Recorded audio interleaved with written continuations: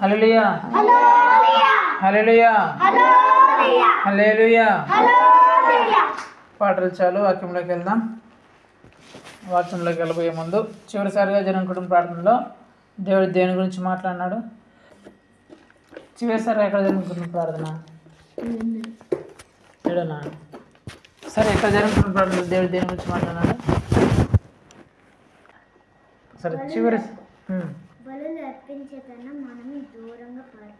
వీటి కూడా చెప్పట్లు కొట్టండి. విగ్రహారాధనకి ఎందుకు దూరంగా పారిపోవాలా అనే అంశం గురించి మాట్లాడినాడు. ఒకవేళ మీరు వినకపోయింటే వినండి. విగ్రహారాధనకి, విగ్రహాలకు సంబంధించిన వాటికి ఎందుకు దూరంగా పారిపోవాలా అనే అంశం గురించి మొన్న మాట్లాడినాడు. కానీ చివరిసారిగా జరిగిన కుటుంబ ప్రార్థనలో దేవుడు దేని గురించి మాట్లాడాలంటే అది గుంటూరులో జరిగింది. ఎక్కడ జరిగింది? గుంటూరులో జరిగింది. అక్కడ జరిగిన కుటుంబ ప్రార్థనలో దేవుడు దేని గురించి మాట్లాడాడు? ఎవరైనా చూసినారా, విన్నారా? యూట్యూబ్లో ఉంటుంది కదా, అప్లోడ్ చేస్తాం కదా. మనం సీరియళ్ళు, సినిమాలు అయితే బాగా చూస్తాం, బాగా వింటాం. షోలు, సినిమాలు, షోలు, సీరియళ్ళు, వెబ్ సిరీస్లు అయితే చూస్తాం. దేని వాక్యం చూడాలి? హల్లెలూయా. గుంటూరులో జరిగిన కుటుంబ ప్రార్థనలో చివరిసారిగా జరిగిన కుటుంబ ప్రార్థన అక్కడ జరిగింది, గుంటూరులో. అక్కడ జరిగిన కుటుంబ ప్రార్థనలో దేవుడు దీని గురించి మాట్లాడాలంటే పొద్దున్న లేవగానే మనం ఏం చేస్తాం? ఏం చేస్తాంరా? అది బ్రష్ చేసుకుంటావా? ప్రార్థన చేయవా? ఏం చేస్తారా?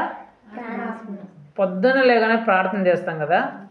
అసలు ఉదయకాల ప్రార్థన ఏ టైంలో చేయాలా, దేనికోసం చేయాలా, ఎలా చేయాలా, ఎంతసేపు చేయాలా అనే అంశం గురించి దేవుడు మాట్లాడినాడు. దేని గురించి మాట్లాడాడు? మనం ఉదయాన్నే లేవగానే ప్రార్థన చేస్తాం కదా, ఆ ప్రార్థన ఏ టైంలో చేయాలా, ఎలా చేయాలా, ఎంత టైం చేయాలా, దేనికోసం ప్రార్థన చేయాలా అనే అంశం గురించి దేవుడు మాట్లాడినాడు. మీరు అందరూ ప్రార్థన చేస్తారు కదా పొద్దున్న లేస్తానే.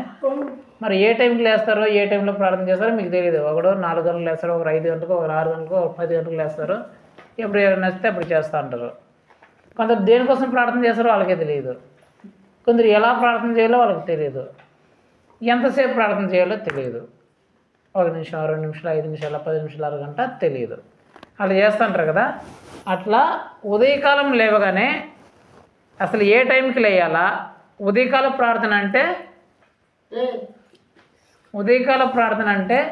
ఏ టైంలో ప్రార్థన చేయాలా, దేనికోసం ప్రార్థన చేయాలా, ఎలా ప్రార్థన చేయాలా, ఎంతసేపు ప్రార్థన చేయాలా అనే అంశం గురించి దేవుడు ఆ రోజు మాట్లాడినాడు.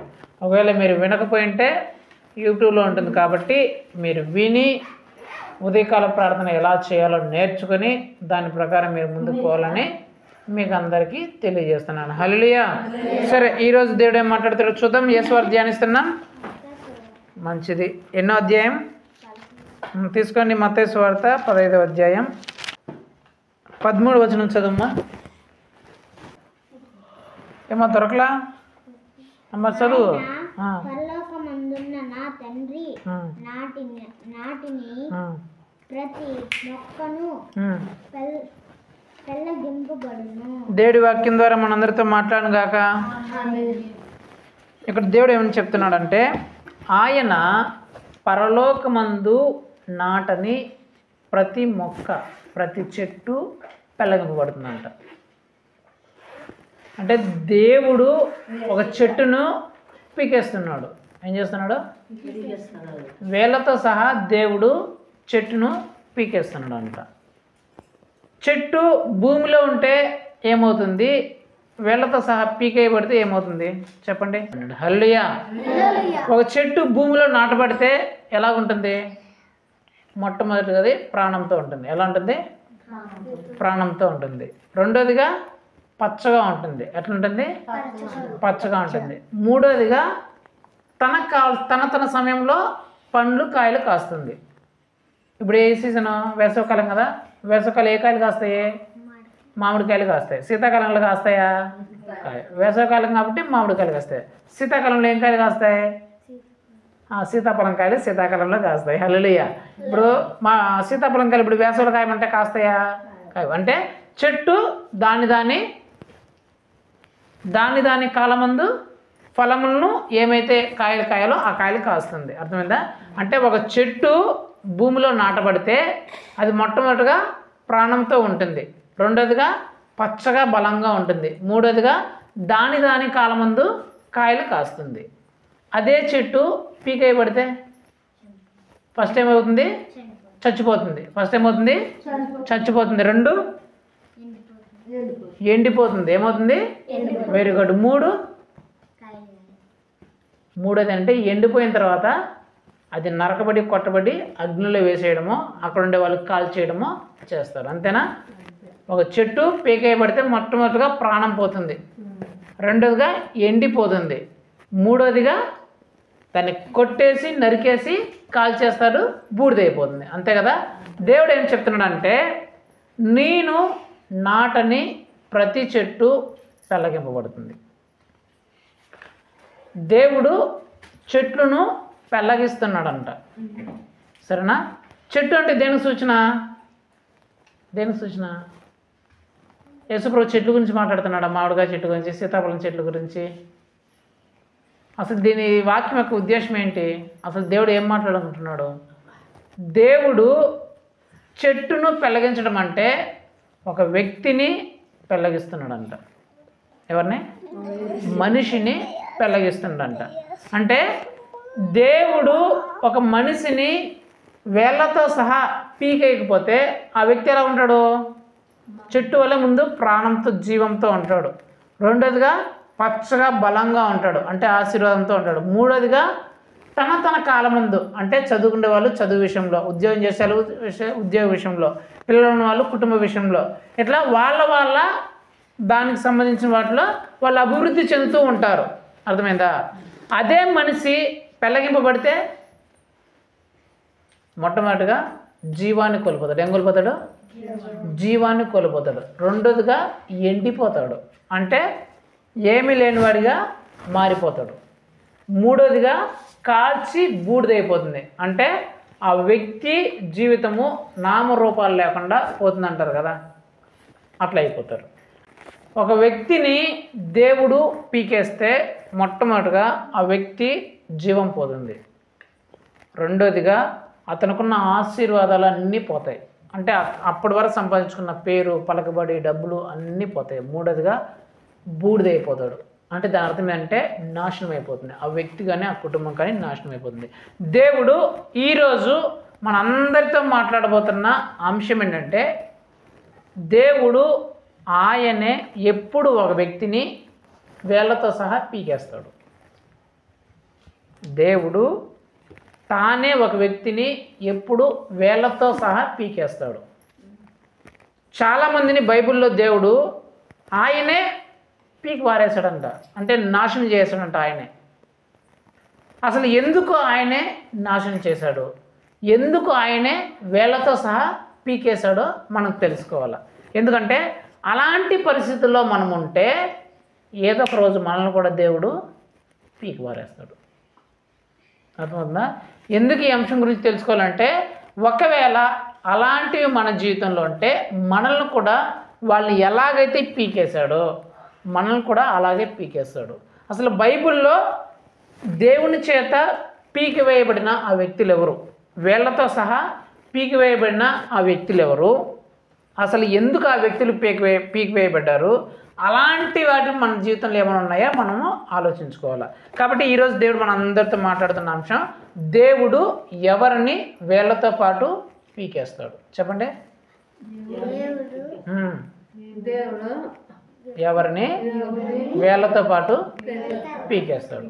సో ఒక చెట్టు ఎలాగైతే వేళ్లతో పాటు పెగిలించబడితే ప్రాణం పోయి ఎండిపోయి చచ్చిపోతుందో, కాలి బూడిదైపోతుందో, అలాగే యేసు ప్రభువే కాన ఒక వ్యక్తిని కానీ ఒక కుటుంబాన్ని కానీ పీకేస్తే ఆ వ్యక్తి జీవితం ఎంత భయంకరంగా మారిపోతుందో మనం బైబిల్లో కొందరు వ్యక్తులను చూసుకొని దాని ద్వారా మనం నేర్చుకుందాం. సరేనా?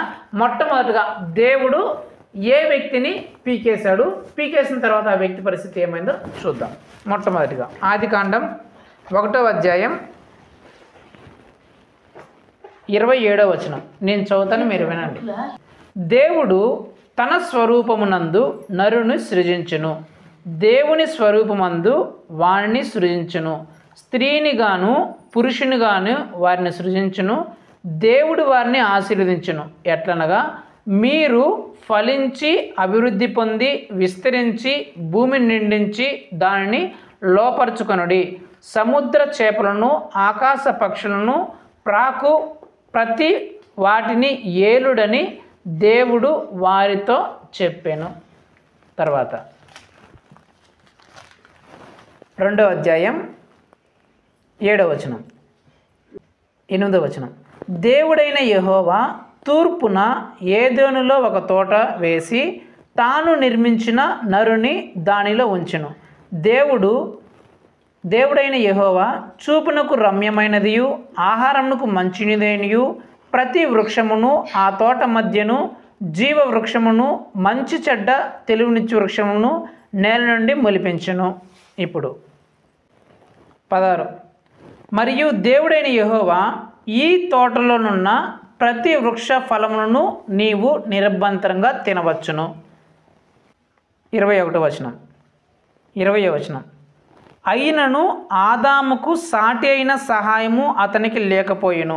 అప్పుడు దేవుడైన యెహోవా ఆదామునకు గాఢ నిద్ర కలుగజేసి అతడు నిద్రించినప్పుడు అతడు ప్రక్కటెముకలో ఒకదానిని తీసి ఆ చోటును మాంసంతో పూడ్చివేసెను. ఇదంతా ఏం జరిగిందంటే, యేసు ప్రభు ఆదామును హవ్వను చేసుకున్నాడంట. ఎలా చేసుకున్నాడంటే, తన రూపంలో తన పోలికగా చేసుకున్నాడు. పోలికగా చేసుకుని ఏం చేశాడంటే, ప్రపంచంలో ఉన్న వాటన్నిటి మీద అధికారం ఇచ్చినాడు. జంతువుల మీద, పక్షుల మీద, చెట్ల మీద, ప్రపంచంలో ఉన్న ప్రతి ఒక్క దాని మీద అధికారం ఇచ్చి వీటన్నిటిని మీరు పరిపాలించండి, వీటన్నిటికీ మీరే రాజు, ఈ ప్రపంచాన్ని అంతటికి మీరే రాజు, మీరు చెప్పినట్లు ఇవన్నీ లోబడతాయని చెప్పేసి ఆ ఆదాముకు హవ్వకు అధికారం ఇచ్చాడు. అధికారం ఇచ్చిన తర్వాత ఒక తోట వేసి, యేసుప్రభు ఒక తోట వేసి ఆ తోటలో సకలమైన వృక్ష ఫలములను పెట్టి ఆదాముకు హవ్వకి ఇవన్నీ మీరు తినండి, వీటన్నిటిని మీకోసమే చేసినానని చెప్పేసి పెట్టినాడు. రెండోదిగా ఆదాముకి సాటి అయిన సహాయం లేదని దేవుడే తలంచి హవ్వను ఆదాముకి సహాయంగా చేశాడు. నేనేం చెప్పాలనుకున్నానంటే, తన రూపంలో తన పోలికగా చేసుకున్నాడు, తన మహిమను ఇచ్చినాడు. అంటే దేవుని లాంటి మహిమను ఆదాముకి ఇచ్చినాడు. ఆదాము హవ్వను ప్రపంచం మీదనే అధికారులుగా పెట్టేశాడు. ప్రపంచం అంతా ఆదాముకు హవ్వకు లోబడిలాగా చేశాడు. తర్వాత ఆయనే ఆదాము హవ్వ కోసం ఒక తోటను ఏర్పరిచినాడు. తోటను ఏర్పరిచి అన్ని చెట్లు ఫలములు వాళ్ళు ఏమైతే తినాలనుకుంటున్నారో వాటన్నిటినీ యేసుప్రభు వాళ్ళ కోసం పెట్టాడు. వాళ్ళకి సహాయం లేదేమని చెప్పేసి యేసుప్రభు వాళ్ళకి సాటి అయిన సహాయాన్ని కూడా దయచేసినాడు. ఈ అన్నిటిలో వీళ్ళు కష్టపడి సంపాదించుకుని ఏముందా, ఆదామవ్వో తన పోలికలో చేసుకున్నాడు. వీళ్ళేం కష్టపడి అధికారాన్ని సంపాదించుకోవాలి. యేసుప్రభు వాళ్ళందరికీ అధికారం ఇచ్చాడు, అన్నిటి మీద, ప్రపంచంలో ఉన్నట్టు అన్నిటి మీద అధికారం ఇచ్చినాడు. తోటలో ఏమైనా చెట్లు పెంచినారా? ఇలా యేసుప్రభే తోట వేసి కాయలన్నీ ఆయనే కాయసేలా చేసి వీళ్ళకి తినుకోండి, మీరు ఏ కావాలంటే తినమని చెప్పినారు. సహాయం లేదని చెప్పేసి ఈయనే సహాయాన్ని చేసి మరి ఆదాముకి అప్పగించినాడు కదా. ఇంత గొప్పగా వాళ్ళని నిలిపినాడు కదా. అదే దేవుడు ఇప్పుడు 3వ అధ్యాయము 24వ వచనం. అప్పుడు ఆయన ఆదామును హవ్వను తోటలో నుంచి వెళ్ళగొట్టి ఏదెను తోటకు తూర్పు దిక్కున కెరూబులను జీవవృక్షమునకు పో మార్గమును కాచుటకు ఇటు అటు తిరుగుచున్న ఖడ్గ జ్వాలను నిలబెట్టును. ఏ దేవుడైతే తన రూపంలో తన సొంత పోలికలో చేసుకొని ప్రపంచం మీదే అధికారాన్ని ఇచ్చి వాళ్ళు కష్టపడకుండా ఆయన అన్నిటినీ వాళ్ళకి సమకూర్చి అన్ని సహాయాలను వాళ్ళకి చేసి వాళ్ళు ఏ కష్టం లేకుండా హాయిగా పెట్టిన వాళ్ళని హాయిగా ఉండేలాగా చేసిన దేవుడు వాళ్ళని ఇప్పుడు ఆ తోటలో నుంచి వెళ్ళగొట్టేస్తాడంట. అన్నీ ఇచ్చిన దేవుడు ఆ తోటలో నుంచి ఇప్పుడు పోండ్రా బయటికి, మీరు ఈ తోటలోనే ఉండొద్దండి, బయటికి పోండి అని చెప్పేసి ఏ దేవుడైతే అన్నీ సమకూర్చాడో అదే దేవుడు ఏమీ లేకుండా ఆ తోటలో నుంచి వాళ్ళని వెళ్ళగొట్టేసి మీ చావు మీరు చావండి, మీరు భూమిని కష్టంతో దున్నితే తప్ప మీకు పంట దొరకదు, స్త్రీ అయితే నువ్వు ప్రసవ వేదనతో బిడ్డలను కంటావు, నీకు పడే నొప్పులు అంతా ఎంత కాదు అని చెప్పేసి దేవుడే వాళ్ళని శిక్షించి ఆ మంచి అన్నీ కలిగిన తోటలో నుంచి ఎలగొట్టేశాడంట. నాటింది ఎవరు అంటే అన్ని ఆశీర్వాదాలు ఇచ్చింది ఎవరు? దేవుడు వాళ్ళకి. ఆశీర్వదించిన దేవుడే ఇప్పుడు వాళ్ళని పీకి పారేశాడంట. ఎందుకు? మన టాపిక్ ఏంటి? దేవుడే ఒక చెట్టును ఎప్పుడు పెళ్ళగించేస్తాడు అంటే దేవుడే ఒక వ్యక్తిని ఎప్పుడు పెళ్ళగించేస్తాడనే కదా.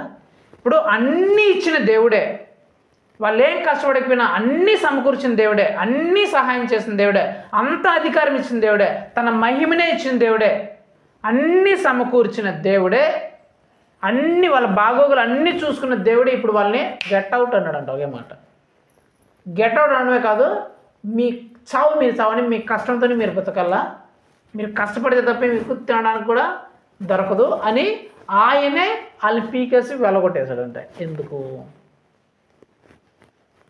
వెళ్ళగొట్టేశాడంటే మొట్టమొదటి కారణం చదువుతామేనండి. 3వ అధ్యాయం 11వ వచనం. అందుకాయన నీవు దిగంబరువని నీకు తెలిపిన వాడెవడు? నీవు తినకూడదని నేను నీకు ఆజ్ఞాపించిన వృక్ష ఫలములను తింటివా అని ఆదామును అడిగాను. అంత గొప్పగా పోషించిన దేవుడే, అంత గొప్పగా నాటిన దేవుడే ఇప్పుడు ఆదామును హవ్వని పీకేయడానికి గల కారణము వాళ్ళు దేవుడి మాటను వినలేదు. అర్థమైందా?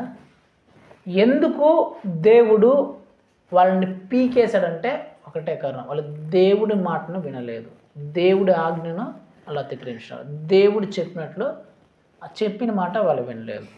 అంటే మనము ఎప్పుడు దేవుని చేత పీకేయబడతాము అంటే మొట్టమొదటిగా మనం ఎప్పుడైతే దేవుని మాట వినమో అప్పుడు దేవుడు ఆయనే నాటినా సరే ఆయనే పీకేస్తాడు. అర్థమైందా? ఎవరైతే దేవుని మాటను వినరో, దేవుని మాట వినకుండా వాళ్ళ ఇష్ట ప్రకారం వాళ్ళు బ్రతుకుతారో, దేవుని ఆజ్ఞ ప్రకారం నడచకుండా వాళ్ళ ఇష్టం వచ్చినట్లు ఎవరైతే నడుస్తారో వాళ్ళని దేవుడే తన సొంత చేతులతో పీకేస్తాడు. ఎప్పుడైతే దేవుడు వీళ్ళని పీకేశాడో వాళ్ళు సొంతంగా ప్రయాసతో కష్టపడి అప్పుడు దేవుడు అన్నీ సమకూర్చాడు. ఇప్పుడు వీళ్ళు కష్టంతో పడినా సరే తినడానికి కూడా నోటి దగ్గరికి తిండి లేదంట. నొప్పులు, వేదన, కష్టం, బాధ, మరణం, చావు, భయం అన్నీ వీళ్ళకి వచ్చేస్తాయి. వీళ్ళకి సహాయం చేసే వాళ్ళు కూడా ఎవరు లేకపోయారు. అర్థమైందా? ముందు ఇవేమీ లేవు, వీళ్ళు ఏం కష్టపడాల్సిన పనిలా, అన్నీ దేవుడే సమకూర్చినాడు, అన్ని అవసరాలు తీర్చినాడు, వీళ్ళు ఏం కష్టపడకుండా అన్నీ వచ్చినాయి. కానీ ఇప్పుడు అన్ని కష్టాలు, అన్ని బాధలు, అన్ని శ్రమలే. అన్ని శ్రమలో కూడా సహాయం చేసేవాళ్ళు ఎవరు లేరు. ఎంత కష్టపడినా తినడానికి కూడా తిండి లేని భయంకరమైన. సో మొట్టమొదటిగా దేవుడు ఎవరిని పీకేస్తాడంటే, వేళ్లతో సహా ఎవరిని పీకేస్తాడంటే ఎవరైతే దేవుని మాట వినరో, దేవుడు చెప్పినట్టు నడుచుకుంటారో వాళ్ళని పీకి పారేస్తాడు. కాబట్టి మీరు అందరూ పరీక్షించుకోవాలి, మేము దేవుడి మాట వింటున్నామా వినట్లేదా. వినకపోతే పీకేస్తాడు మొట్టమొదటిగా. రెండోది ఎప్పుడు దేవుడు పీకేస్తాడు చూద్దాం. 1 సమూయేలు గ్రంథం 9వ అధ్యాయం 2-3 వచనాలు. అతనికి సౌలు అను ఒక కుమారుడు ఉండెను, అతడు బహు సౌందర్యం గల యవ్వనుడు. ఇప్పుడు 3. సౌలు తండ్రి అయిన కీసు యొక్క గార్ధములు తప్పిపోగా కీసు తన కుమారుడైన సౌలును పిలిచి మన దాసులలో ఒకరిని తీసుకొని పోయి గార్ధమును వెతకమని చెప్పెను. ఎవరి గురించి రాయబడిందంటే సౌలు గురించి రాయబడింది. ఎవరి గురించి? సౌలు. ఈ సౌలు ఎవరంటే 2 గాడిదలు మేపుకోవడం కూడా చేతరాని ఒక వ్యక్తి. వాళ్ళ నాన్న ఇతనికి ఏ చదువు రావట్లేదు, ఏ పని పాట చేత కావట్లేదు, కనీసం 2 గాడిదలన పట్టిస్తే మేపుకొని బతుకుతాడేమో అని చెప్పేసి 2 గాడిదలు పట్టిస్తే, మన బాగా 2 ఆవులు పట్టిస్తే ఆ ఆవులు కూడా సక్రంగా మేపుకోలేక వదిలేసిన ఒక వ్యక్తి, మన బాగా ఒక పనికి మారిన ఒక వ్యక్తి ఈ సౌలు. ఈ సౌలు ఇలాంటి పనికి మారిన వ్యక్తిని ఇప్పుడు చూడండి. 10వ అధ్యాయం 1వ వచనం. అప్పుడు సమూయేలు తైలపు బుడ్డి పట్టుకొని సౌలు తల మీద తైలం పోసి అతనిని ముద్దు పెట్టుకొని, యెహోవా నిన్ను అభిషేకించి తన స్వాస్థ్యం మీద అధిపతిగా నియమించి ఉన్నాడని చెప్పాను. 2 గాడిదలు కూడా మేపడం చేత కాని ఒక వ్యక్తిని దేవుడు ఇప్పుడు ఏం చేశాడంటే ఒక దేశానికే రాజుని చేసినాడు. ఏం చేసినాడు? ఒక దేశాన్నే పరిపాలించే రాజుగా చేసినాడు. మన భాషలో చెప్పాలంటే 2 ఆవులు మేపుకోవడం చేతకాని వ్యక్తిని దేశానికి ప్రధానమంత్రిని చేసినాడు. దేశాన్ని పరిపాలించే రాజుని చేసినాడు. రాజుని చేసిన తర్వాత చూడండి 16వ అధ్యాయం 1వ వచనం. అంతటా యెహోవా సమూయేలుతో ఇలాగ సెలవిచ్చెను, ఇజ్రాయేలీల మీద రాజుగా ఉండకుండా నేను విసర్జించిన సౌలును గూర్చి నీవెంతకాలం దుఃఖింతువు. 2 గాడిదలు కూడా పట్టుకోవడం చేతకాని వ్యక్తిని దేవుడు ఏం చేసినాడు? రాజుగా నాటినాడు. ఎలాగ నాటినాడు? రాజుగా నియమించినాడు. ఎవరినైతే రాజుగా నియమించినాడో ఆ రాజుగా నియమించిన ఆ వ్యక్తి గురించి ఇప్పుడు దేవుడే మాట్లాడుతానంటే, ఈయన్ని నేను పీకి పారేసిన, రాజుగా ఉండకుండా నేను పీకి పారేసిన, వీడి కోసం నువ్వెందుకు దుఃఖపడతావు, నువ్వెందుకు ఏడుస్తావు, నువ్వెందుకు ప్రార్థన చేస్తావు, పోలేసి ఇక్కడి నుంచి అని చెప్పేసి ఆ పాస్టర్కి చెప్తున్నాడంట. ఎవరినైతే రాజుగా నియమించాడో ఆ రాజునే దేవుడు పీకి పారేశాడంట. పీకేసి ఆ పాస్టర్తో చెప్తున్నాడంట, వీడి కోసం నువ్వెందుకు ప్రార్థన చేస్తావు, వీడి కోసం నువ్వెందుకు మొరపెడతావు, వీడి కోసం ఇంకా నువ్వెందుకు దుఃఖపెడతావు, ఈయన నేను తీసి పారేసాను, పీకి పారేసినాను, నువ్వు లేచి పో అని చెప్పేసి ఒక పాస్టర్ చెప్పినాడంట.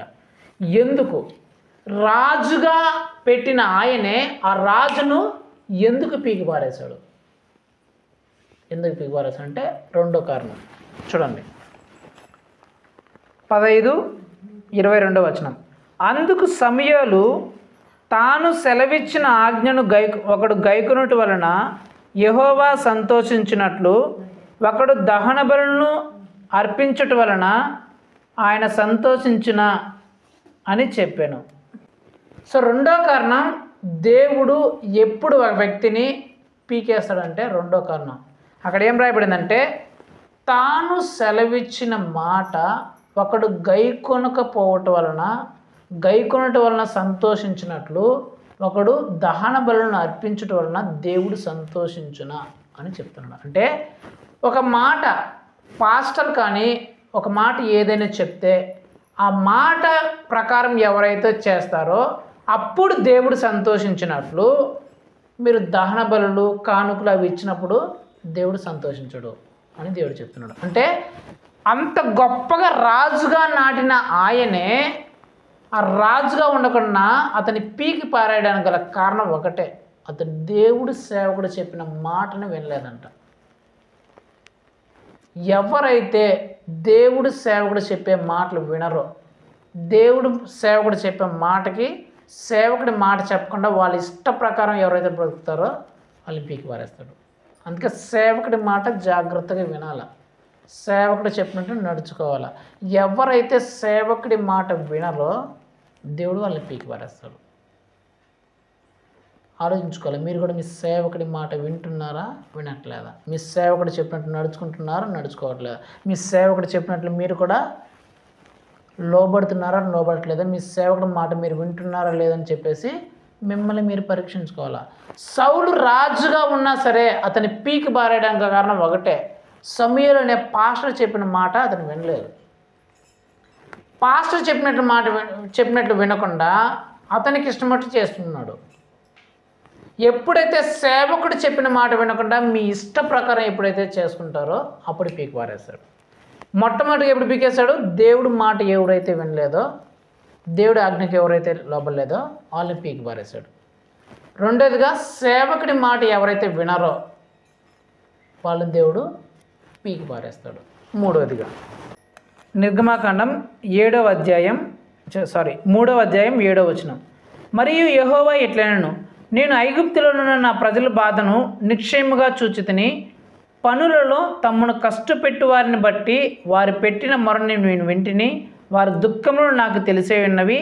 కాబట్టి ఐగుప్తుల దేశంలో నుండి వారి చేతిలో నుండి వారు విడిపించుటకు, ఆ దేశంలో నుండి విశాలమైన మంచి దేశమునకు, వారిని పాలు తెనులు ప్రవహించు దేశమునకు వారిని నడిపించుటకు నేను దిగి వచ్చి ఉన్నాను అని చెప్తున్నాడు. ఇక్కడ జరిగిన సమయం అంటే దేవుని ప్రజలు భయంకరమైన కష్టాల్లో ఉన్నారు. ఎక్కడున్నారు? దేవుని ప్రజలు భయంకరమైన కష్టాల్లో ఉంటే ఆ కష్టాల్లో వాళ్ళు ప్రార్థన చేస్తే యేసు ప్రభు దిగొచ్చేసాడు వాళ్ళ కోసం. ఆ కష్టాల్లో నుంచి విడిపించడానికి, ఆ శ్రమల్లో నుంచి, ఆ బాధల్లో నుంచి విడిపించడానికి యేసు ప్రభే పరలోకాన్ని విడిచిపెట్టి దిగి వచ్చేసాడంట. దిగి వచ్చేసి ఆ ఐగుప్తు దేశంలో ప్రపంచంలో ఎప్పుడూ చూడని 10 భయంకరమైన అద్భుతాలను వాళ్ళ జీవితంలో చేశాడు. దేవుని ప్రజల జీవితంలో 10 అద్భుతాలు అంతకుముందు ఎప్పుడు జరగలేదంట, ఆ తర్వాత కూడా ఎప్పుడు జరగలేదంట. అలాంటి గొప్ప అద్భుతాలను, ఆశ్చర్యకారాలను చేసినాడు. చేసిన తర్వాత వాళ్ళ ఆ దేశంలో నుంచి బయటకు నడిపించేటప్పుడు ఎర్ర సముద్రం అడ్డు వస్తుంది. ఎర్ర సముద్రం అడ్డు వస్తే ఎర్ర సముద్రాన్ని కూడా చీల్చి పారేసినాడు. ఎవరి కోసము? ఆ ప్రజల కోసం, ఆయన నమ్ముకున్న ప్రజల కోసం. ఇది అక్కడ జరిగిన స్టోరీ. ఇప్పుడు చూడండి, ఇప్పుడు నిర్గమకాండం 32వ అధ్యాయం 27వ వచనం. అతడు వారిని చూచి, మీలో ప్రతివాడును తన కత్తిని తన నడుమునకు కట్టుకొని పాలెములో ద్వారం నుండి ద్వారమునకు వెళ్ళుచు, ప్రతివాడును తన సహోదరుని, ప్రతివాడు తన చెలికాన్ని, ప్రతివాడు తన పొరుగువాడిని చంపవలనని ఇజ్రాయేలీయుల దేవుడైన యెహోవా సెలవిచ్చుచున్నాడు. ఏ ప్రజలనైతే కష్టాల్లో నుంచి, బాధల్లో నుంచి, ఆ శ్రమల్లో నుంచి విడిపించడానికి పరలోకాన్ని, స్వర్గాన్ని విడిచిపెట్టేసి కిందకి దిగి వచ్చేసాడు, ఏ ప్రజల జీవితాల్లో అయితే వాళ్ళు ఎప్పుడూ చూడని అద్భుతాలను చేశాడో, ఏ ప్రజలకు అడ్డుగా వచ్చినా ఎర్ర సముద్రాన్ని కూడా చీల్చి పారేశాడో, ఆ ప్రజల్ని ఇప్పుడు ఏం చెప్తున్నాడ? వీళ్ళందరినీ చంపేయండి అంటున్నాడంట. ఏ ప్రజల కోసమైతే అన్ని అద్భుతాలు చేశాడో, ఏ ప్రజల కోసమైతే ఆయనే దిగి వచ్చేసాడో, దూతను పంపించకుండా ఆయనే దిగి వచ్చేసాడో, ఏ ప్రజల కోసమైతే అడ్డంకులను కూడా తీసి పారేశాడో, ఆ ప్రజల్ని ఇప్పుడు ఏమంటున్నాడంటే వీళ్ళందరినీ చంపేయండి అంటున్నాడంట. ఎందుకు? ఎందుకంటే 3వ కారణం చూద్దాం. యేసు ప్రభు ఎప్పుడు ఒక వ్యక్తిని పీకి పారేస్తున్నది 3వ కారణం. అదే నిర్గమకాండం 32వ అధ్యాయం 6వ వచనం, 5-6. అహరోను అది చూచి దాని ఎదుట ఒక బలిపీఠం కట్టించును, మరియు అహరోను రేపు యెహోవాకు పండుగ జరుగునని చాటింపగా, మరునాడు వారు ఉదయమున లేచి దహన బలులను సమాధాన బలులను అర్పించిరి. అప్పుడు జనులు తినుటకు, త్రాగుటకు, కూర్చుండి ఆడుటకు లేచిరి. 3వ కారణం, యేసు ప్రభు వారిని పీకి పారేయడం గల, వాళ్ళని చంపేయడానికి గల కారణం ఏంటంటే, వాళ్ళు పండగలు చేసుకుంటూ, పండగలో తినుతా, త్రాగుతా, ఎగురుతా, చిందులేస్తూ ఉన్నారంట. జాతరలో ఉత్సవాలు చేసుకొని ఆ పండగలో తింటా, తాగుతా, ఎగురుతా, ఇష్టం వచ్చినట్లు నిన్న జరిగినాయి కదా, రికార్డ్ డ్యాన్సులు అంట, ఆ డ్యాన్సులు అంట, ఈ డ్యాన్సులు అంట అని బండ్లు కొట్టుకొని ఎగిరి చిందిలేసి చేసినారంట. దానికోసం చంపిపారేసినాడు. అంటే 3వ కారణం, ఒక వ్యక్తిని దేవుడు ఎప్పుడు పీకి పారేస్తాడంటే 3వ కారణం ఎప్పుడంటే, వాళ్ళు ఎప్పుడైతే యేసు ప్రభును విడిచిపెట్టి విగ్రహాలకు సంబంధించి వాడి దగ్గర పోయి ఆడు ఎగురుతా, చిందులేస్తా, వాళ్ళ పండగల్లో ఇల్లు ఎగురుతా, ఎప్పుడైతే చిందులేస్తా, తాగుతా, ఎగురుతా, కేకలు పెడతా ఉంటారో, అప్పుడు దేవుడు ఆయనే అద్భుతాలు చేసినా సరే ఆ అద్భుతాలు చేసిన వాడినే సహా పీకి పారేస్తాడు. ఎవరి జీవితంలో అయితే అద్భుతాలు చేశాడో వాళ్ళే చంపారేనంట. 3వ కారణం ఎప్పుడు? విగ్రహాలకు సంబంధించిన, అన్యులకు సంబంధించిన పండుగలకు వెళ్ళి, జాతరలకు వెళ్ళి ఎగిరి వాళ్ళతో పాటు ఉండి, వాళ్ళతో పాటు ఆ పక్క ఈ పక్క తిరుక్కుంటా, వాళ్ళతో పాటు తింటా, వాళ్ళతో పాటు తిరుగుతా, వాళ్ళతో పాటు తిట్టుకుంటా, ఆ ఫంక్షన్ల దగ్గర, ఆ రికార్డ్ డ్యాన్సుల దగ్గర కప్పలాగా ఎమలుకుంటా ఎవరైతే చూస్తుంటారో వాళ్ళని పీకి పారేస్తాడు. 3. ఎన్నో కారణం ఇది? 3వది. 4వది, మొదటి రాజుల గ్రంథం 3వ అధ్యాయం 7వ వచనం నేను చదువుతాను వినండి. నా దేవ యెహోవా, నీవు నా తండ్రివైన దావీదుకు బదులుగా నీ దాసునైన నన్ను రాజుగా నియమించున్నావు, అయితే నేను బాలుడను. 1.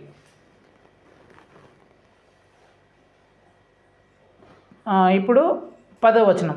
సొలొమోను చేసిన ఈ మనవి ప్రభువునకు అనుకూలమాయను గనుక దేవుడు అతనికి ఇలాగూ సెలవిచ్చెను, దీర్ఘాయువునైను ఐశ్వర్యమునైనను నీ శత్రువుల ప్రాణమునైనను అడుగక న్యాయమును అనుగ్రహించుటకు వివేకము అనుగ్రహించమని నీవు అడిగితివి. నీవు ఇలాగూ అడిగినందున నీ మనవి ఆలకించుచున్నాను. బుద్ధి వివేకములు గల హృదయమును నీకు ఇచ్చుచున్నాను.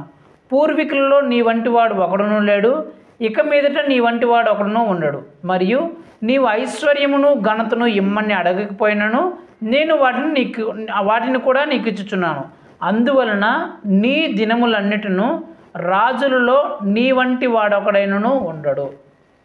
ఇక్కడ ఎవరి గురించి రాయబడింది అంటే సొలొమోను గురించి రాయబడింది. ఎవరి గురించి? సొలొమోను. సొలొమోను దేవుడు బాలుడుగా ఉన్నప్పుడే రాజుగా చేశాడంట. బాలుడు అంటే ఎప్పుడు తెలిసిన? ఈడంత వయసే. ఈడంత వయసు ఉన్నప్పుడే సొలొమోను దేవుడు రాజుగా చేసినాడు. రాజుగా చేసిన తర్వాత ఎలాంటి జ్ఞానం ఇచ్చాడంటే ప్రపంచంలో సొలొమోనుకున్నంత జ్ఞానం ఎవ్వరికీ లేదంట. అతని జ్ఞానము గల మాటలు వినడానికి ప్రపంచ దేశాల్లో ఉండే వాళ్ళందరూ వచ్చేవాళ్ళంట. బంగారాలు, వజ్రాలు, రకరకాల వస్తువులు అన్నీ పట్టుకొని సొలొమోను దగ్గరికి వచ్చారంట అతను చెప్పే జ్ఞానపు గల మాటలు వినడానికి. 2. మూడోదిగా సొలొమోనుకున్నంత డబ్బులు, బంగారము, వజ్రాలు ఎవరి దగ్గర లేదంట ఆ కాలంలో. అంటే చిన్నప్పుడే రాజుగా చేసినాడు. రెండోదిగా అతనుకున్న జ్ఞానము ఎవ్వరికి లేదు. అక్కడ 4 ఉంటుంది చూడండి, నేను చదువుతాను. ఎక్కడంటే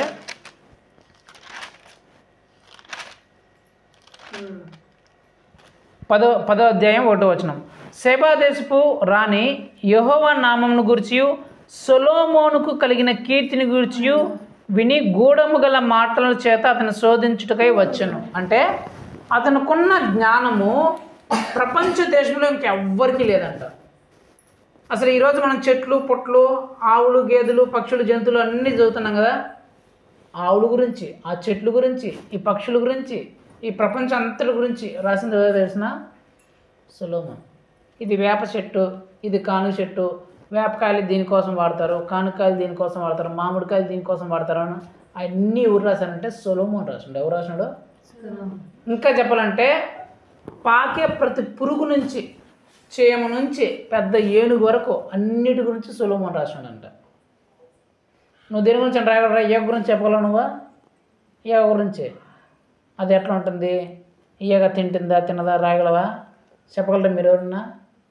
చిన్న పురుగు నుంచి పెద్ద ఏనుగు వరకు అన్నిటి గురించి రాసినాడంట. సొలొమోనుకున్న జ్ఞానం ఎవ్వరికీ లేదు. సొలొమోనుకున్న డబ్బులు, ఆస్తి, ఐశ్వర్యం ఎవ్వరికి లేదు. చిన్నప్పుడే రాజు అయిపోయాడు. ఇవన్నీ ఎవరిచ్చినాడంట? దేవుడే ఇచ్చినాడు. ఎవరిచ్చినాడు? దేవుడే. అక్కడ రాయబడమంటే దేవుడే ఇచ్చాడు, రాజుగా చేశాడంట. జ్ఞానాన్ని నేనే ఇస్తున్నాను, ఆస్తిని, ఐశ్వర్యాన్ని కూడా నేనే ఇస్తున్నానని సొలొమోనుకు దేవుడే ఇచ్చాడు కదా. ఇప్పుడు చూడండి, 1 రాజులు 11వ అధ్యాయం 11వ వచనం. దేవుడైన యెహోవా సొలొమోను మీద కోపగించి అతనికి సెలవిచ్చినదేమనగా, నేను నీతో చేసిన నా నిబంధనను, కట్టడలను నీవు ఆచరింకపోవుట నేను కనుగొనుచున్నాను గనుక ఈ రాజ్యము నీకుండకుండా నిశ్చయముగా దాన్ని తీసివేసి నీ దాసులకు ఇచ్చేదను. వినండి. యేసు ప్రభువే రాజ్యాన్ని ఇచ్చాడు, రాజుగా చేశాడు, ఇంత ఐశ్వర్యాన్ని ఇచ్చాడు, ఇంత జ్ఞానాన్ని ఇచ్చాడు కదా. ఎవరికైతే యేసు ప్రభు అంతగా ఇచ్చాడో అతనికి ఇప్పుడు ఏమని చెప్తున్నాడంటే, నిన్ను ఈ రాజ్యం నుంచి పీకి పారేస్తా అంట. ఈ ధనము, ఐశ్వర్యం నుంచి నేను పీకి పారేస్తా అంట. ఈ ఐశ్వర్యం అంతా నీకు పోతుంది, నీ రాజ్యము మొక్కలైపోతుంది, నువ్వు రాజుగా ఉండకుండా తీసివేయబడతావు అని చెప్పాడంట. కారణం ఏంటి? సొలొమోను కూడా దేవుడు పీకి పారేసినాడు. దేవుడే రాజుగా చేసినాడు చిన్నప్పుడే. దేవుడే ఐశ్వర్యం ఇచ్చాడు, దేవుడే జ్ఞానం ఇచ్చాడు. ప్రపంచంలో సొలొమోను లాంటి వాడు ఎవ్వడు లేడు. జ్ఞానంలోనే, ఐశ్వర్యంలో కానీ, అతని రాజరికంలో కానీ ఎవ్వడు లేడు. అలాంటి వ్యక్తిని కూడా దేవుడు పీకి పారేసినాడంట. ఎందుకంటే చూడండి, 11వ అధ్యాయం 1వ వచనం. మోయాబీయులు, ఎదోమీయులు, అమ్మోనీయులు, సీదోనీయులు, హిత్తీయులు అను జనులు మీ హృదయములను తమ దేవతల తట్టు త్రిప్పుదురు గనుక వారితో సహవాసం చేయకూడదనియు. ఏం చెప్పాడంటే, అన్యజనులు మీ మనసుల్ని దేవుని వైపు ఉండకుండా పనికి మాలిన వాటి వైపు తిప్పేస్తారు కాబట్టి వారితో స్నేహం చేయొద్దండి అని దేవుడు చెప్తే ఈ సొలొమోను వాళ్ళతోనూ స్నేహం చేసినాడు. అవునందా? అన్యజనులతో స్నేహం చేసి అక్కడంతా చదివితే అన్యజనులు చేసే పనులు ఇతను కూడా చేశాడంట. అన్యజనులు ఎలాంటి పనులు చేస్తారో అలాంటి పనులు ఇతను కూడా చేశాడు. ఎప్పుడైతే అన్యజనులు చేసే పనులు ఇతను కూడా చేశాడో, అన్యజనులతో స్నేహం చేసి వాళ్ళు చేసే పనులు ఇతను కూడా ఎప్పుడైతే చేశాడో పీకి పారేశాడు. అర్థమైందా? 4వ కారణం ఎప్పుడు దేవుడు పీకి పారేస్తాడంటే మనము అన్యజనులతో స్నేహం చేసి వాళ్ళు చేసే పనులు మనం కూడా చేస్తే, వాళ్ళు చేసినట్లే మనం కూడా చేస్తే దేవుడు మనల్ని కూడా పీకి పారేస్తాడు. అన్యజనులు రకరకాల పనులు చేస్తుంటారు. అవి మంచి పనులా చెడు పనులా అని వాళ్ళు ఆలోచించరు. మంచిగా చెడు ఆలోచించకుండా వాళ్ళకి ఇష్టం వచ్చినట్టు పనులు చేస్తుంటారు. అలాంటి వాళ్ళతో మీరు కానీ స్నేహం చేసి మీరు కూడా వాళ్ళు చేసే పనులే మీరు చేస్తే, అది త్రాగబోతుతనం కావచ్చు, వ్యభిచారం కావచ్చు, అక్రమ సంబంధాలు కావచ్చు, ప్రేమ వ్యవహారాలు కావచ్చు, సినిమాలు కావచ్చు, సీరియల్ కావచ్చు, షికార్లు కావచ్చు, పార్టీలు కావచ్చు, పబ్బాలు కావచ్చు, ఏమైనా కావచ్చు, అన్యజనులతో స్నేహాలు చేసి వాళ్ళు చేసే పనులు కన్నా ఎవరైతే చేస్తారో వాళ్ళని కూడా దేవుడు పీకి పారేస్తాడు. 4వ కారణం. 5వ కారణం మత్తయి సువార్త 18వ అధ్యాయం 24వ వచనం. అతడు లెక్క చూచుకొని మొదలుపెట్టినప్పుడు అతనికి 10,000 తలాంతులు అచ్చియున్న ఒకడు అతని యొద్దకు తేబడను. అప్పు తీర్చటకు వాని యొద్ద ఏమీ లేనందున వాని యజమానుడు వానిని, వాని భార్యను, పిల్లలను, వాని కలిగిన యావత్తును అమ్మి అప్పు తీర్చవలని ఆజ్ఞాపించును.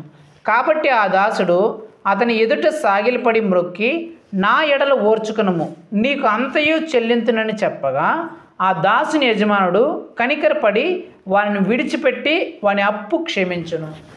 ఇక్కడ ఏం జరిగిందంటే ఒక వ్యక్తికి ఇంకొకడు 3.5 లక్షల రూపాయలు అప్పు ఉన్నాడు. అప్పు ఉన్నప్పుడు ఇతను పోయి అడిగాడే, 3.5 లక్షల రూపాయలు అప్పు ఉన్నాడు కదరా, ఎప్పుడు తీరుస్తావు? చాలా సంవత్సరాలు అయిపోయింది తీర్చనంటే, తీర్చకపోతే నిన్ను, నీ భార్యని, నీ ఇంటిని అప్పు కింద జమ్మేసుకునేస్తా అని చెప్తే వీడు పోయి బోర్ను పోయి ఏడుస్తాడయ్యా, నా దగ్గర ఏం లేదయ్యా, ఒకసారి కనుకలు చూపించయ్యా, ఇంత నేను కట్టలేదయ్యా, నన్ను నా మీద జాలి చూపించయ్యా అంటే ఈ అప్పు ఇచ్చిన వ్యక్తి అతని మీద జాలిపడి, సర్లేరా నువ్వేమి ఇవ్వద్దు, నీ భార్యను కూడా నేను పట్టుకోను, నీ పిల్లలను కూడా నేను పట్టుకోను, నీ ఇంటిని కూడా నేను పట్టుకోను, నిన్ను చూస్తే నాకు జాలి వేస్తుంది, నిన్ను క్షమించి వదిలేస్తాను పో, నువ్వు కూడా నాకు ఇంకా ఈ 3.5 లక్షలు ఏం కట్టాల్సిన పని లేదు, ఈ 3.5 లక్ష అప్పు కూడా నేను క్షమించేస్తాను పో అని ఇతన్ని క్షమించేశాడు అతను. ఇప్పుడు చూడండి అదే 18వ అధ్యాయం 34వ వచనం. అందుచేత వాని యజమానుడు కోపపడి తనకు అచ్చి ఉన్నదంతయు చెల్లించు వరకు బాధపరచువానికి వాడిని అప్పగించును. అంటే ఏ వ్యక్తినైతే ఈ యజమానుడు క్షమించాడో అదే వ్యక్తిని ఇప్పుడు ఏం చెప్తానంటే ఈయన ఎత్తుకొని పోయి చీకటి జైల్లో వేసి చచ్చిపోయేంత వరకు ఈయన సావగొట్టండ్రా అని చెప్పాడంట. వీడికి అన్నం నీళ్లు పెట్టకుండా వీడు చచ్చిపోయేంత వరకు ఈయన సావగొట్టండ్రా అన్నాడంట. మొదటేమో 3.5 లక్ష క్షమించేశాడు.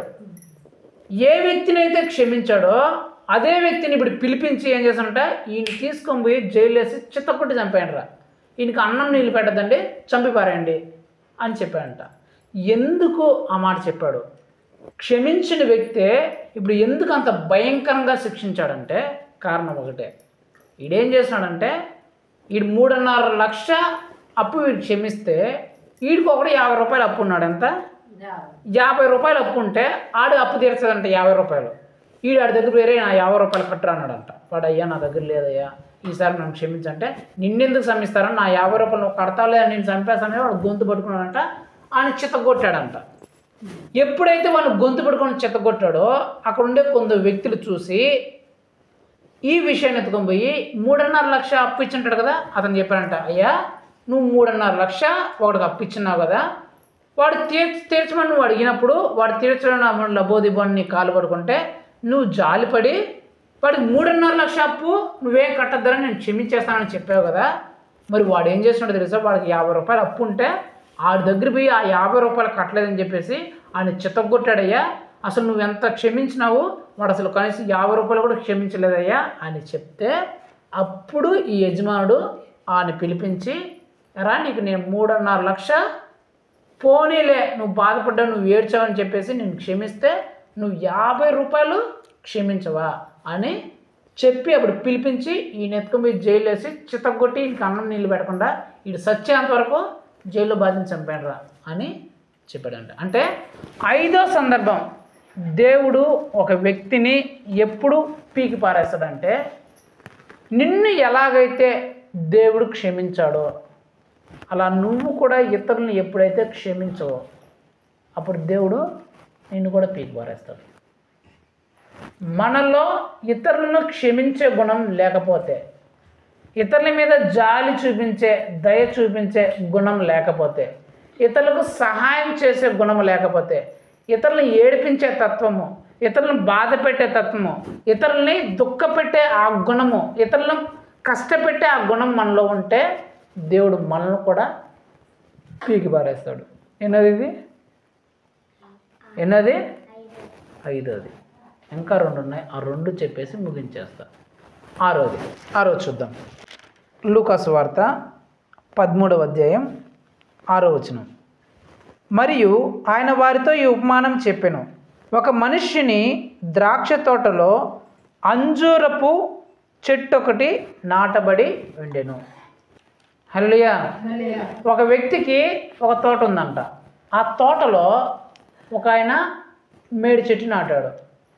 ఆ మేడి చెట్టు 3 సంవత్సరాలకే కాయలు కాస్తాయని చెప్పాడు. చెప్తే బాగా కాయలు కాస్తుందని చెప్పేసి ఆ మేడి చెట్టుకి బాగా ఎరువులు వేసాడంట.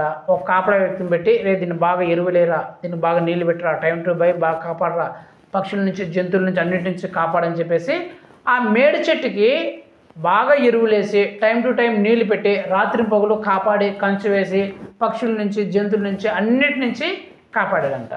కాపాడిన ఆయన ఇప్పుడు చూడండి 7వ వచనం, దీనిని నరికివేయము, దీని వలన భూమియు ఏల వ్యర్థమైపోవాలని చెప్పాను.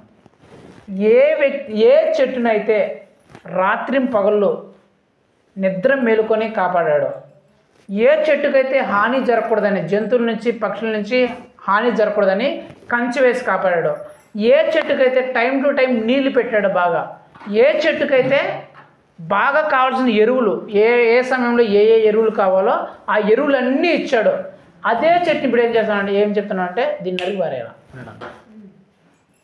ఏ చెట్టుని మీద అయితే అంత శ్రద్ధ పెట్టాడో ఆ చెట్టుని ఇప్పుడు ఏం చేస్తున్నానంటే నరికేరే, దీన్ని నరికేసి ఎండబెట్టేసి కాల్చి బూడిద చేసేయరా అని చెప్తున్నానంట. ఎందుకు? ఆ చెట్టు మీద అంత శ్రద్ధ పెట్టింది ఆయనే. బాగా ఎరువులు వేసినాడు, బాగా నీళ్ళు పెట్టినాడు, రాత్రి పగలు మేలుకున్నాడు, జంతువులు పక్షులు ఆ చెట్టును పాడు చేయకూడదని చెప్పేసి కంచె వేసి కాపాడినాడు. అట్లా కాపాడిన ఆయనే ఇప్పుడు ఏమంటుంటే దీన్ని నరికి పారేయాల, దీన్ని నరికేసి దీన్ని కాల్చేసి బూడిద చేసేయరా అంటున్నాడంట. ఎందుకంటున్నాడంటే చూడండి ఎన్నో వచనం అంటే 6వ వచనం, అతడు దాని పండ్లు వెదకి వచ్చినప్పుడు ఏమీ దొరకలేదు గనుక అతడు, ఇదిగో 3 ఏండ్ల నుండి నేను ఈ అంజూరపు చెట్టు పండ్లను వెదకుచున్నాను కానీ ఏమీ దొరకలేదు, దీనిని నరికివేయము. 3 సంవత్సరాలుగా ఎరువు వేసినాడంట, టైం టు టైం నీళ్ళు పెట్టినాడంట, ఏ ఎరువులు ఎప్పుడు వేయాలో అన్ని ఎరువులు వేసినాడంట, జంతువుల నుంచి అన్నిటినీ కాపాడాడంట, అన్నీ చేసినాడు. దాన్ని ఎలా కాపాడాలో, ఎంత ఎరువులు వేయాలో, ఎంత నీళ్ళు పెట్టాలో, రాత్రి పగలు మేలుకొని అన్నీ పెట్టినా ఇదేం కాయలేదంట. 3 సంవత్సరాలు అయినా ఏం కాలేదంట, కాయలు కాయలేదంట. ఏం కాయలేదంట? కాయలు కాయలేదంట. ఎప్పుడైతే నేను ఇంత శ్రద్ధ పెట్టి, ఇంత ఎరువులేసి, రాత్రి పగలు మేలుకొని ఇంత శ్రద్ధ పెట్టి, ఇంత ఎరువులేసి, ఇంతగా గొప్పగా కాపాడినా సరే ఇది కాయలు కాయలేదు కదా, నేను ఇంత కష్టపడినా కూడా ఇది కాయ కాలేదు కాబట్టి ఇది నాకెందుకు, దీన్ని నరికి పారేయ్ అని చెప్తున్నాడంట.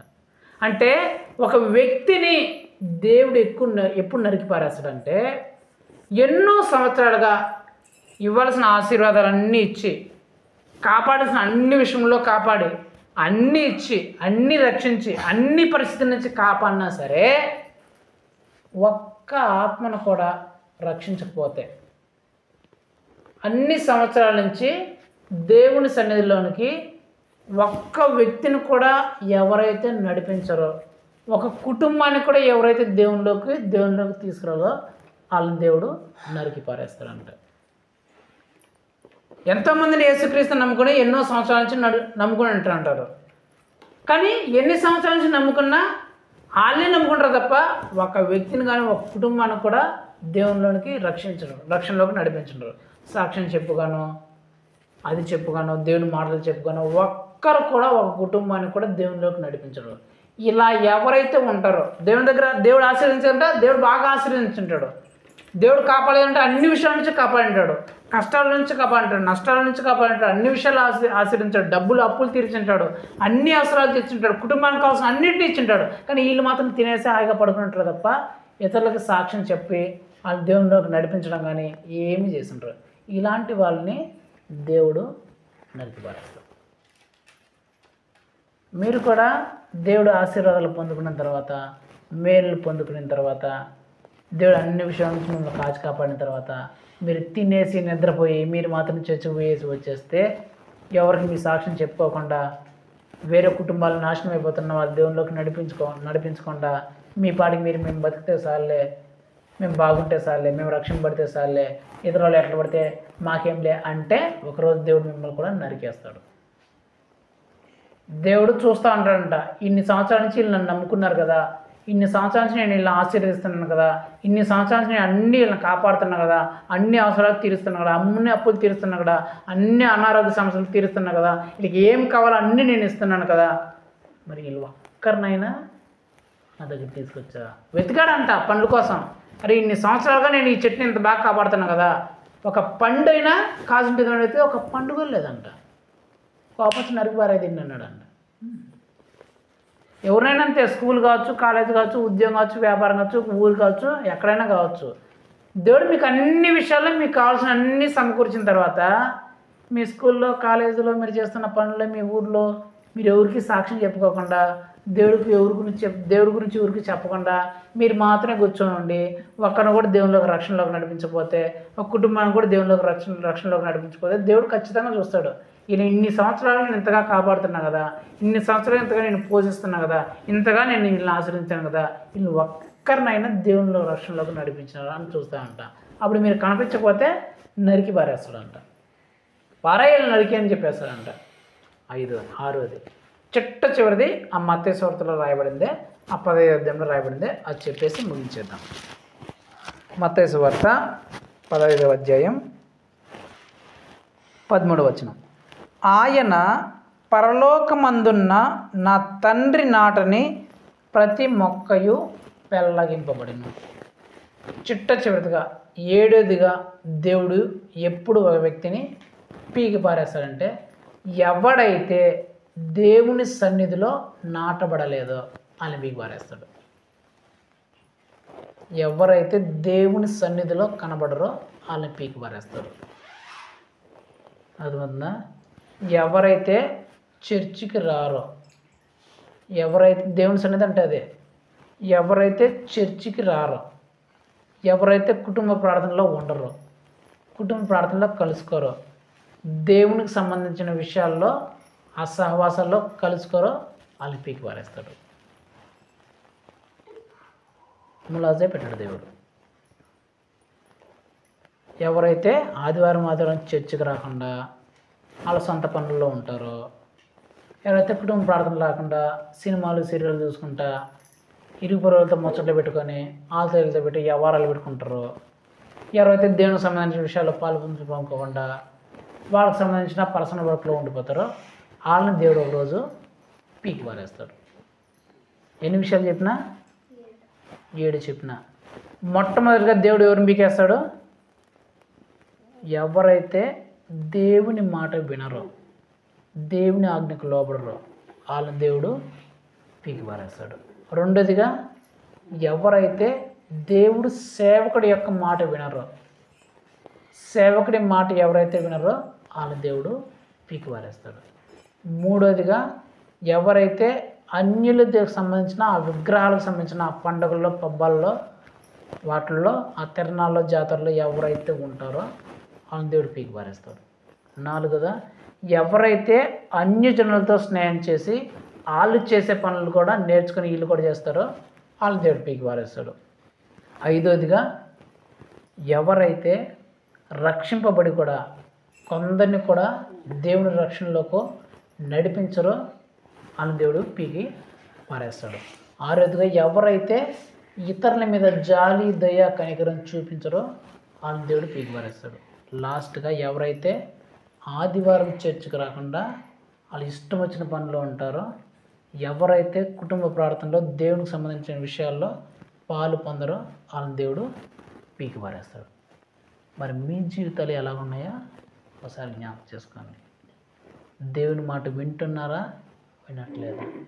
దేవుని ఆజ్ఞకు లోబడుతున్నారా, లోబడట్లేదా?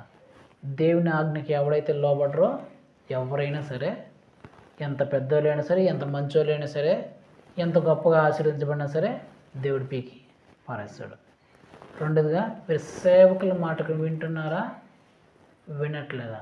జాగ్రత్తగా చూసుకోండి. మీ సేవకుడు చెప్పే మాటలు మీరు వినకపోతే దేవుడు మిమ్మల్ని పీకి పారేస్తాడు. మూడోదిగా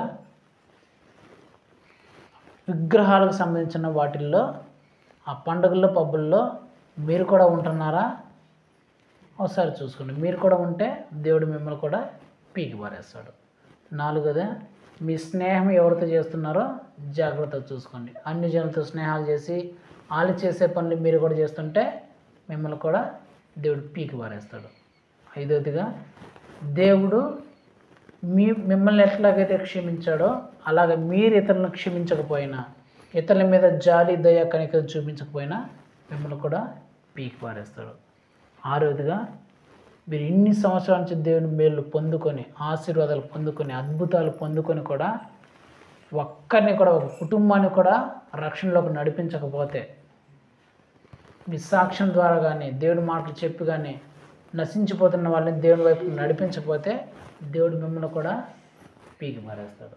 చిట్ట చివరిగా మీరు ఆదివారం చర్చికి రాని వాళ్ళైతే, కుటుంబ ప్రార్థనలు లేని వాళ్ళైతే దేవుడు మిమ్మల్ని పీకి మారేస్తాడు.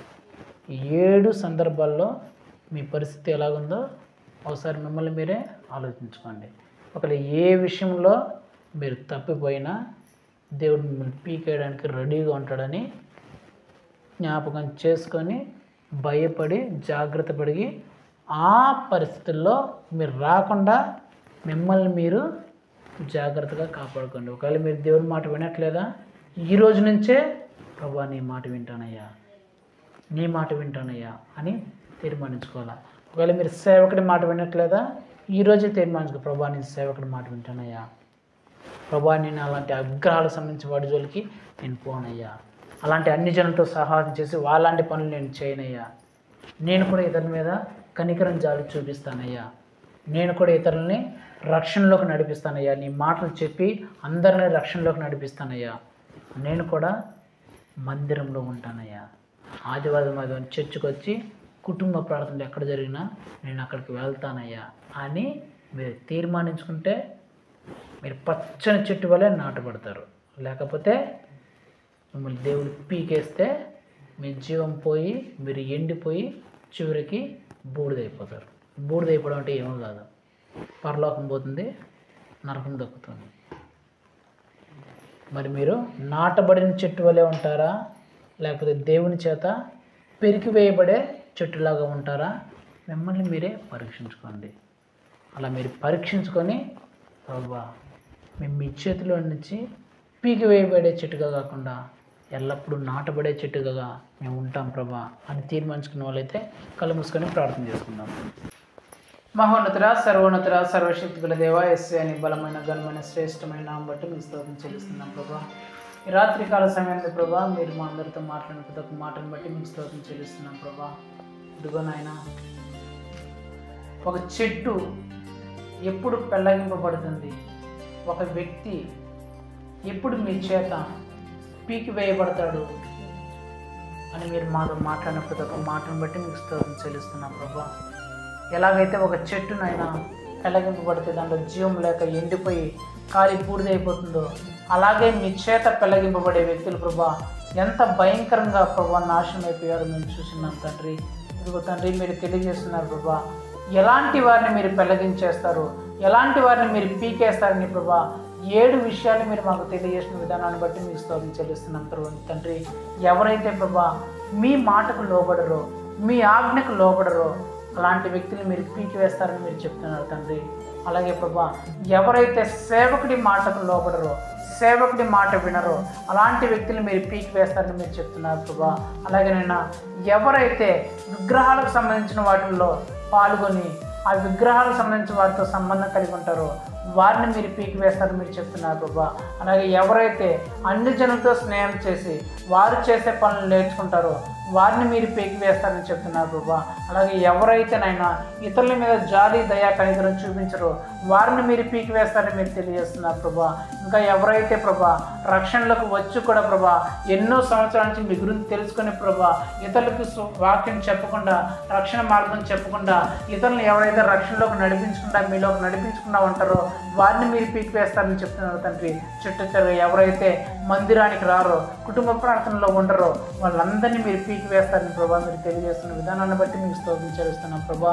ఇక్కడ కూర్చున్న ప్రభా ఈ మాటలు వింటున్న ప్రతి ఒక్కరిని మీరు జ్ఞాపకం చేసుకుని ప్రభా వారు కూడా నాయన పీకివేయబడే స్థితిలో దేనివల్ల అయితే ఉన్నారేమో ప్రభా దయతో జ్ఞాపకం చేసుకుని ప్రభా వారు అలాంటి పరిస్థితి నుంచి ప్రభా అలాంటి పద్ధతి నుంచి వాళ్ళు మార్చుకొని ప్రభా వారు నాటబడే చెట్టుగలాగే ఉండాలి తప్ప పీకివేయబడే చెట్టుగా ఉండకుండా నాయన మీరు కృప చూపించమని బ్రతిమలాడుకుంటున్నాను తండ్రి. ఎల్లప్పుడూ ప్రభా మేము నాయన మాటకు వినేవాళ్ళుగా ఉండాలి ప్రభా, సేవకుడి మాటకు లోబడే వాళ్ళుగా ఉండాలి ప్రభా, విగ్రహాలకు సంబంధించి వాడి జోలికి మేము పోకుండా ఉండాలి తండ్రి. అన్ని జనులతో స్నేహం చేయకుండా వారు చేసే పనులు మేము చేయకుండా ఉండాలి తండ్రి. ఇదిగోనైనా ప్రభా ఇతరుల మీద జాలి దయ కనికరం చూపించే వాళ్ళుగా మేము ఉండాలి ప్రభా, ఇతరులను క్షమించే వారిగా ఉండాలి ప్రభా. ఇదిగో తండ్రి మేము తెలుసుకునే ఈ రక్షణ మార్గాన్ని ప్రభా అనేక మందికి ప్రకటించి ప్రభా వారిని కూడా మీ రక్షణలోకి నడిపించే వారిగా మేము ఉండాలి ప్రభా. ప్రతి ఆదివారం ప్రభా మీ సన్నిధికి రావాలి తండ్రి, ప్రతి కుటుంబ ప్రార్థనలో మేము కలుసుకునే వారిగా ఉండాలి ప్రభా. అలాగే మేము ఉండి ప్రభా పచ్చని చెట్టు వల్ల నాటబడినైన మా కాలమందు ప్రభా ఫలమిచ్చే చెట్టు వల్ల మేము ఉండటం మాకు సహాయం దయచేయమని బ్రతిమలాడుకుంటూ కృప చూపిస్తారని నమ్ముతూ ఇస్తూ మా తండ్రి మా దేవుడు మా ప్రభు నైనా యేసుక్రీస్తు యొక్క పరిశుద్ధమైన నామములో అడిగి పెట్టుకుంటున్నాం మా పేపర్లో తండ్రి. నా ప్రాణమా యెహోవాను సన్నిధించుము, నా ఆత్మను సమస్తమైన పరిశుద్ధ నామమున సన్నిధించుము. నా ప్రాణమా యెహోవాను సన్నిధించుము, ఆయన చేసిన పనులు దేన్ని మరొకము. ఆమేన్. మన తండ్రి దేవుని ప్రేమయు ప్రభు యేసుక్రీస్తు యొక్క కృపయు పరిశుద్ధాత్మ దేవుని అన్యోన్య సహవాసము ఎప్పుడున్న ఎల్లప్పుడూ ఇక్కడ కూడిన ప్రతి ఒక్కరితో పాటు మరి ముఖ్యంగా నేను దేవుని చేత పీకవేయబడే చెట్టుగా కాకుండా దేవుడి చేత ఎల్లప్పుడూ నాటబడిన చెట్టు వలె ఉంటానని తీర్మానించుకున్న ప్రతి ఒక్క బిడ్డతో సదాకాలంతో నడిపించి దీవించి ఆశీర్వించి బలపరిచి స్థిరపరచును గాక. ఆమేన్. హల్లెలూయా హల్లెలూయా హల్లెలూయా.